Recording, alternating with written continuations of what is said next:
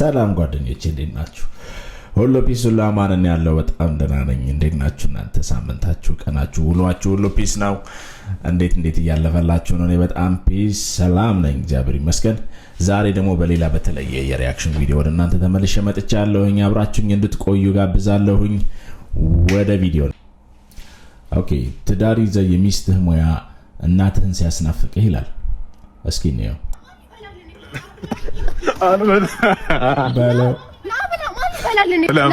ሸንጉር ሳይላጥ ይበላል እንዴ?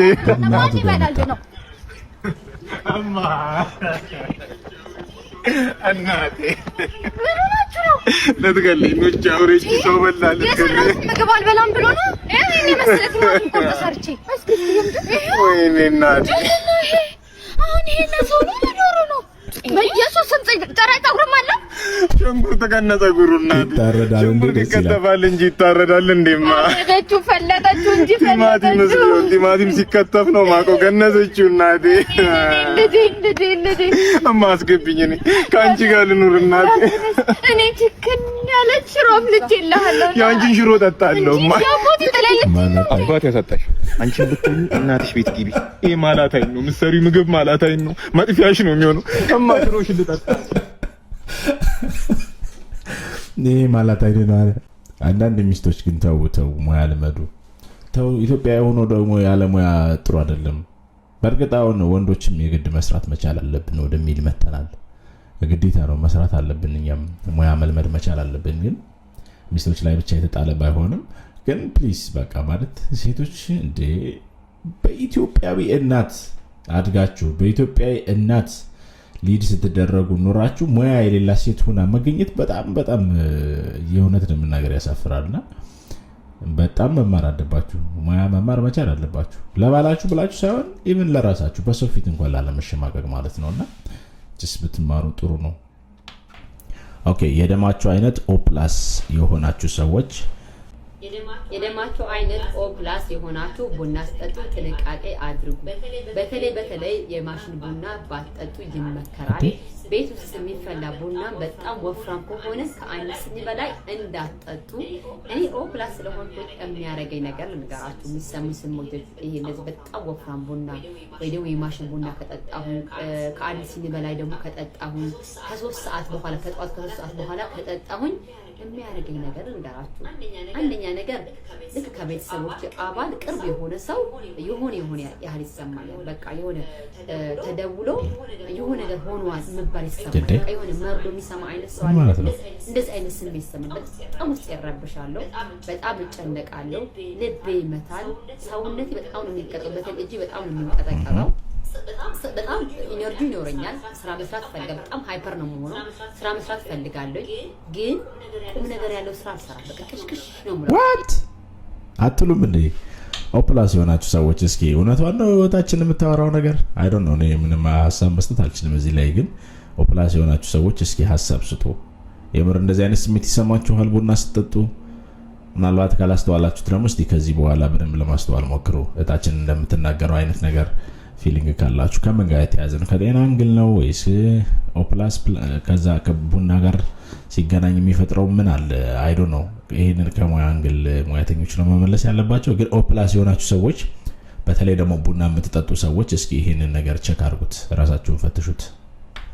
የ1 ሚሊዮን ብር አሸናፊ የፈጠራ ስራ ተወዳዳሪዎችን ዳኛዋ እንደዚህ ያለቻቸው፣ ዩኒቨርሲቲ አንማርም ብላችሁ መውጣታችሁም ለዩኒቨርሲቲ ትምህርት ያላችሁ ምልከታ መጥፎ ስለሆነ አስተካክሉት፣ ይጠቅማችኋል ትላቸዋለች። እነሱም አገራችን ላይ የጠፋው ሰው የተማረ ሳይሆን የሚሰራ ሰው ነው አሏት። አላሙዲን የዚህ ሁሉ ሀብትና ተቋም ባለቤት የሆነው በተማረው ትምህርት አይደለም። በላይነህ ክንዴ፣ ሳሙኤል ታፈሰ፣ ቡዛየው ታደለ በኢትዮጵያ ግንባር ቀደም የሚባሉት ባለሀብቶችም ለብዙ ሰው የሥራ ዕድል የፈጠሩት ብዙ ሀገር የሚጠቅሙ ተቋማትንም የመሰረቱት በተማሩት ትምህርት አይደለም። በዩኒቨርሲቲ ትምህርት ቢሆን የመርካቶ ነጋዴዎች ግራ ገብቷቸው እናይ ነበረ። ዩኒቨርሲቲ ገብቶ መማር ራስን ለተቀጣሪነት ወይም ደግሞ ለደሞዝ ባሪያ አርጎ ለመኖር ማመቻቸት ነው። መስራት ለምትፈልጉት ነገር የሚረዳችሁን ትምህርት ተማሩ፣ ፈጥናችሁም ወደ ስራ ግቡ። የ1 ሚሊዮን ብር አሸናፊዎች ራሱ በተማሩት ትምህርት ሳይሆን በሰሩት ስራ ነው ያሸነፉት። በብልሃት እንኖር። እነተም በብልሃት እንኖር።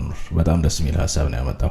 በነገራችን ላይ ኢትዮጵያ ውስጥ እኮ ሲኖር የሰው ልጅ አንዱና ትልቁ ተስፋው መማር ብቻ ነው ተብሎ ሰው አይምሮ ውስጥ የሚሞላ ነገር ነውና አንዱ የስኬት መንገዳችን መማራችን ነው። መማር በጣም ወሳኝ፣ በጣም አስፈላጊ፣ ያልተማረ ሰው የትም እንደማይደርስ የታወቀ ነው። አሁን ባለንበት ዘመን ግን የተማረ ሰው በጣም እልፍ ነው። ኢትዮጵያ ውስጥ እጅግ በጣም ብዙ የተማረ ሰው አለ፣ የሚሰራ ሰው ግን ጥቂት ነው። እና የተማረ ማዳበር ሳይሆን የሚሰራ ትውልድ መፍጠር በጣም ደስ የሚል ሀሳብ ነውና እናንተ ምን ታስባላችሁ? እስኪ በዚህ ሀሳብ በኮሜንት ንገሩኝ። እስኪ እንግዲህ ሶሻል ሚዲያ ላይ ፈን የሆነ ነገር ጊታር እየተጫወቱ ከሚዘምሩ ልጆች መካከል እነዚህ አንዶቹ ናቸው። ሴቶች መላጣ ወንድ ይወዳሉ፣ ታውቃለህ ለስላሳ ነው ይላሉ። ስጠይቃቸው ግን አያምኑም ይሄዳሉ። ሲማመላጣ ግን በጣም ይወዳሉ። ስለዚህ አንተ እድለኛ ነህ፣ ሴቶች አርቲስቶች የሚያሳድዱ። እናንተ መላጦች እንዴት ነው ያላችሁበትን ሁኔታ እስኪ ተናገሩ። እኛ እንኳን አፍሮነን በዛ ላይ ያው አግብተናል። ስለዚህ እኛን አይመለከትም። መላጦች ግን በጣም አሁን እድለኛ እንደሆናችሁ እየተወራ ነው። ኤኒዌይ እንጨርሰው እስኪ። ምሳሌ መላጣ ነው ባልተዛር፣ ብዙ ቺኮችን አሙቶ ጠባባል። የሴፉ መላጣውም ያበራል፣ በጣም ቆንጆ ሚስት አግብቶ ይኖራል። መላጣነት ደስ ይላል፣ ይገባዋል ክብር፣ ሚኖክሲዲል ይወገድ ማበጠሪያ ሚቅር። መላጣነት ደስ ይላል። እንግዲህ መላጦች መልካም እድል ብለናል ለመላጦች። እንግዲህ መላጦች በጣም ተፈላጊ እየሆናችሁ ነው። ሁሉም እንደሚፈልጓችሁ፣ በተለይ አሁን እንደ ትሬንድ ሆኗል። በቃ ሁሉም መላጦች ተፈላጊ የሚሆኑበት ሰዓት ነው። እኛ አፍሮቹን የሚፈልግ ጠፍቷል ተብሏል። እንግዲህ ያላገባችሁ አፍሮች በጣም እናዝናለን። እንግዲህ ወይም መላጨት ኔክስት ስቴፓችሁ ይሆናል። እንግዲህ ሰሞኑን በጣም አነጋጋሪ ከሆኑ ጉዳዮች መካከል ሞዴልና ቲክቶከር የነበረችው ቀነኒ አዱኛ የተባለችው እህታችን አሟሟት ጉዳይ በጣም አነጋጋሪ የሆነ ጉዳይ ነው። በዚህ ጉዳይ ላይ ደግሞ ብዙ ሰዎች የራሳቸውን አስተያየት እየሰጡ ነው፣ የራሳቸውን ምልከታ እየሰጡ ነው። የመሞቷ ምክንያት ምንድነው የሚባለው ነገር ላይ ብዙዎች በጣም ተናገሩም ነው ምርጫ እንትናቸው ሀሳባቸውን። ጀስት ፍቅረኛዋ ወይም ባለቤቷ የነበረውን በቁጥጥር ስር እንደዋለ ሚዲያዎች በጣም ስንሰማ ነበረ። ዛሬ ደግሞ እስኪ ጓደኛዋ በሶሻል ሚዲያዋ ካጋራችው መልእክት ጋር በተያያዘ አንድ ወንድማችን ያቀረበውን ሀሳብ እንስማ እስኪ።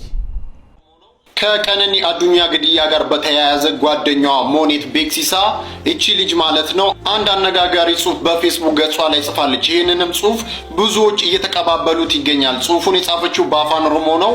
ሀሳቡን በአማርኛ ነግራችኋለሁ። ጃለለ ጀደኒ ሲርቡፍ ጃለላፍ ጅራችሁ ወሊፍ አዳ ወለሉፍ የደሉን ወሊት ዱፌ ያደነም ሄዱ ኢብሳ ጃለሊ ከናፍ ገቲነ መከፈልቺሳ ብላለች። ምን ማለት ነው? ጠቅላላ ሀሳቡ ፍቅር ብሎ መስፈንና ለፍቅር መኖር ይለያያል። ግጥምና ዜማ የብዙ ሰዎችን ሀሳብ ይገልጻል፣ ፍቅር ግን ዋጋ ያስከፍላል ትላለች።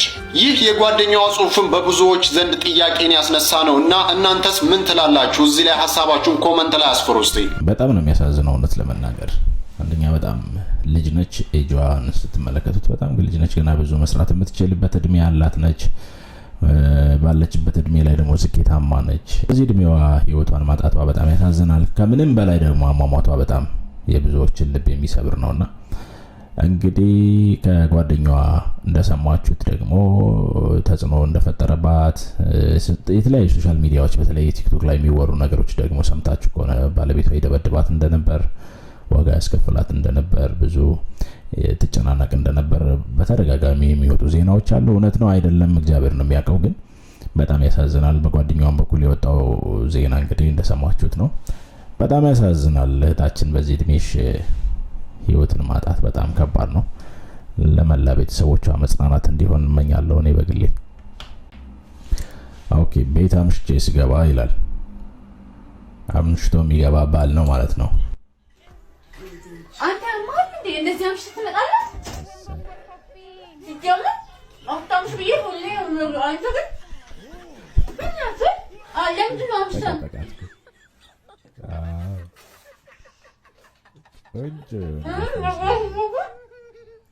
ኧረ ገደላት። መብራት ነው እኔ ታይተህ በጣም በዛሬ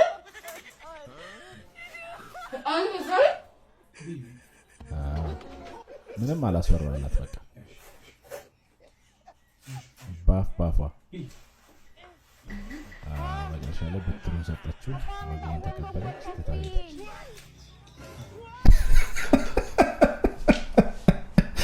ጥበበኛ ወንድ ማለት እንደዚህ ነው። በቃ እቺን ሜትድም አንጠቀምባታለን ወንዶች። ምን ትላላችሁ? ደስ የሚል በቃ ጥቅጥቅ ያረጋት፣ የሚጠጣውን ሰጣት፣ የያዘችውን ብትር ትታ ሄደች። ብዙ ጊዜ እኮ ግን ሆዳቸውን ይወዳሉ የሚባሉት ወንዶች ነበሩ። አይ ዶንት ኖ እቺኛዋ ሴት እንዴት እንደሆነች ግን። ለማንኛውም ደስ ይላል። እስቲ ሀሳባችሁን አስቀምጡ። ኦኬ፣ ይህን የሚያክል ፕራንክ ኢትዮጵያ ውስጥ ተሰርቶ አያውቅም ይላል። እስኪ እንመልከተው። ከሙዚቃ እረፍት በኋላ ስንመለስ እንግዳ መስመር ላይ እንደምናስገባ ቃል ገብተንላችሁ ነበረ። ቃል በገባንላችሁ መሰረት እንግዳ ይዘን መጥተናል። ሄሎ፣ ጤና ይስጥልን። አቤት አቤት። ጤና ይስጥልን። ሰላም ነው? ድምፅን ከፍ ብታደርግልን። ከተወዳጁ ጣቢያ ዲኤል ሚዲያ ነው የምንደውልልህ። እንተዋወቅ። እሺ፣ አስራት ይባላል። አስራት፣ እንኳን ደህና መጣ። እንኳን ደህና ቆያችሁ። መልካም። እንግዲህ እኔ ጋዜጠኛ ተክሎ ፈልስ እባላለሁ። ከተወዳጁ ጣቢያ ዲኤል ሚዲያ ነው። እንግዲህ እንደምታወቀው እርስዎ ከዚህ ቀደም በጭንቅላት ታማሚነት በአማኑኤል ሆስፒታል ሲረዱ እንደቆዩ ይታወቃል ላለፉት 1 ዓመታት። እንግዲህ እኛም ይህ መረጃ ከደረሰን ጊዜ ጀምሮ ለእርስዎ እርዳታ እንድናሰባስብ ተጠይቀን ነበረ። እንግዲህ እርዳታ ስናሰባስብ ነው የቆየነው። 3.7 ሚሊዮን ብር ለእርስዎ ተሰብሳቢ አድርገናል። በውስጥ መስመር የኢትዮጵያ ንግድ ባንክ አካውንት ከነ ሙሉ ስም እስከ አያት ይልኩልናል። እንግዲህ አሁን ያለህበትን የጤንነት ሁኔታ ለአድማጮቻችን ግልጽ አድርገልን። በጣም እግዚአብሔር ይመስገን፣ በጣም ከድሮ ይሻለኛል። በጣም ደህና ነኝ። እግዚአብሔር በጣም የተለየ ለውጥ አለ። ተሽሎሃል? አሁን በጣም የተሻለ ቢያንስ በዛም በትንሹ። መልካም። እንግዲህ እርሶን ለማዳን ከፍተኛ ርብርብ ሲያደርጉ ለነበሩ ዶክተሮች፣ የሕክምና ባለሙያዎች የምታስተላልፈው መልእክት አለ? አክብሮትን እንዴት ትገልጽላቸዋለህ? በጣም በጣም ደስ ነው የምለኝ። እግዚአብሔር ይስጣቸው ለወገናችን። ጉድ ፈላ እንግዲህ የምለው ነገር የለም። እግዚአብሔር ራሱ እንግዲህ አስቦ ራሱ ይስጣቸው። እንግዲህ ምን ላደርገው አልችልም። ወገን ደራሽ ወገን ነው። ዋት ስለእንዳለው ኦኬ። ሌሎችም እንዲሁ ከሕክምና ባለሙያዎች ጎን ለጎን በሀሳብም በገንዘብም በተለያዩ ምክንያቶች እርሶን ሲያግዙ ለነበሩ መልካም ኢትዮጵያውያን ምን ትላለህ? እሺ፣ በጣም በጣም በጣም እግዚአብሔር ይስጥልኝ። በጣም በጣም በጣም ከጎኔ ስለሆነ እግዚአብሔር ይስጥልኝ። በጣም እንግዲህ ፈጣሪ አቶ አስቦት ነው የምለው። እንግዲህ ከወገናችን እንግዲህ እግዚአብሔር ይፎ ነገር አምጣ። እንግዲህ አስራት ምን አለ መሰለህ፣ በባለፈው ለእርሶ እርዳታ ስናሰባስብ አንድ እንግዳችን እንግዲህ ታላቅ ሰው ናቸው። እኚህ ሰው 700 ሺህ ብር እርዳታ ለእርሶ ያደረጉ የለገሱ ትልቅ እንግዳ ናቸው። እዚህ ስቱዲዮ ከኔ ጋር ይገኛሉ። እጅግ በጣም አመሰግናለሁ። አድማጫችን እንዴት ነው? እግዚአብሔር ይመስገን ሰላም ነው። ሰላም ነው። እንዴት ነው? እግዚአብሔር ይመስገን በጣም ደህና ነኝ። እንግዲህ ወንድማችንን እኔ ብቻ ሳልሆን መላው የኢትዮጵያ ሕዝብ የተለያዩ መዋጮ አድርጎ ዛሬ ላለበት የጤንነት ደረጃ ከዚህም ባሻገር ደግሞ ከዚህም በኋላም ላይፉን እንዲያስተካክል 3.7 ሚሊዮን ብር እንዲሰበሰብ ተደርጓል። ከዛውም እኔ ትንሿን ከበረከት ለመሳተፍ ያህል 700 ሺህ ብሯን ለመስጠት ቃል ገብቻለሁ። ባለሀብቱ ነው ይሄ 700 ሺህ የሚሰጠው። ስም እልክለታለሁኝ፣ አንድ ላይ ይላክለታል ማለት ነው። እስቲ ወንድማችን መላው ሁሉንም ይሄን ላደረገልህ እስኪ ምስጋናህን እንስማው። ለኢትዮጵያ ለዶክተሮች በድጋሚ በዘራቸው አይድረስ ነው የሚባለው። በጣም በጣም ነው እንግዲህ የምለው ነገር የለም። እግዚአብሔር ይስጥልን፣ እግዚአብሔር ያክብራችሁ፣ እግዚአብሔር ይስጥልን። በጣም ከልቤ አመሰግናለሁ። በጣም እግዚአብሔር ይስጥልን ይለዋለሁ።